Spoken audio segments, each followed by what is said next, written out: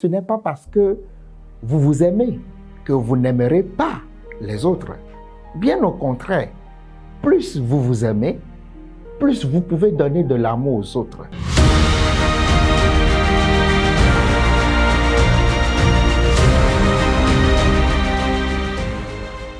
Il y a encore quelques semaines, j'ai accompagné une cliente qui confondait égoïsme et amour de soi.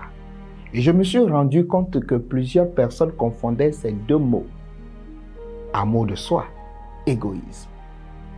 Évidemment, j'ai rencontré beaucoup de cas de clients en séance de coaching qui subissent les revers de cette confusion entre l'amour de soi et l'égoïsme.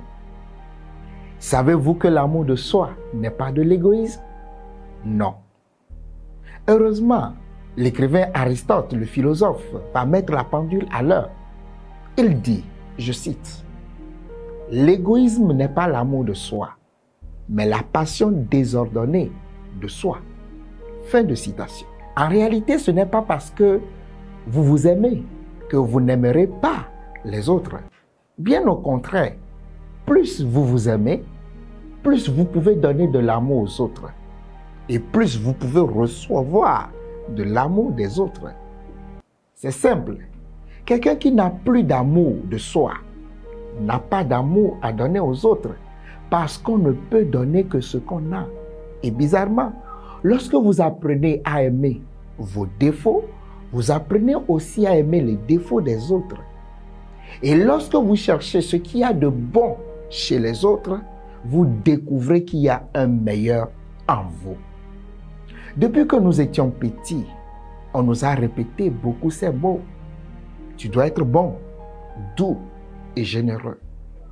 Seulement, ce n'est pas parce que nous sommes gentils envers une personne que cette personne sera gentille avec nous en retour. Pourquoi je dis cela? Parce que simplement, votre réalité n'est pas forcément celle des autres. Parce que vous ne serez jamais dans la tête des autres et parfois vous aurez du mal à comprendre les réactions, les comportements et les raisonnements des autres.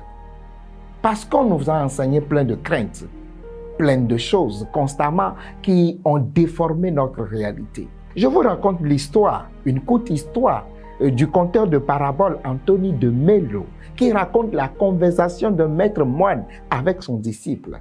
L'un posa la question à l'autre, « Qu'est-ce que c'est que l'amour ?» Et c'est le disciple qui pose la question à son maître.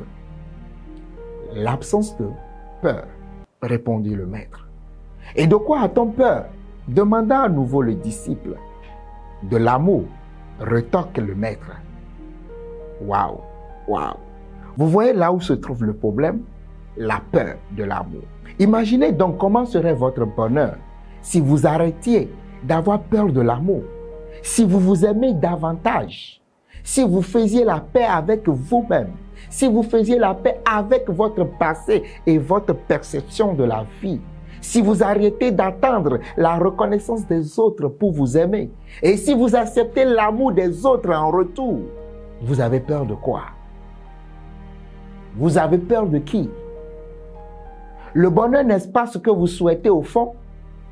Quoi qu'il se passe et quoi que vous pensiez, vous ne serez jamais neutre envers vous-même. Soit vous vous aimez, soit vous vous négligez. Et s'aimer soi-même, c'est le début d'une histoire d'amour qui va durer toute une vie. J'ai une faveur à vous demander particulièrement. Savez-vous que les bonnes choses attirent les bonnes personnes? Eh bien, je suis persuadé que l'histoire de votre bonheur va rendre beaucoup de gens heureux et va donner vie aux âmes perdues. Si tu as aimé cette vidéo, alors raconte-moi l'histoire de ton bonheur qui peut m'encourager. Je serai très ravi de te lire dans les commentaires de cette vidéo. À très bientôt pour le bonheur.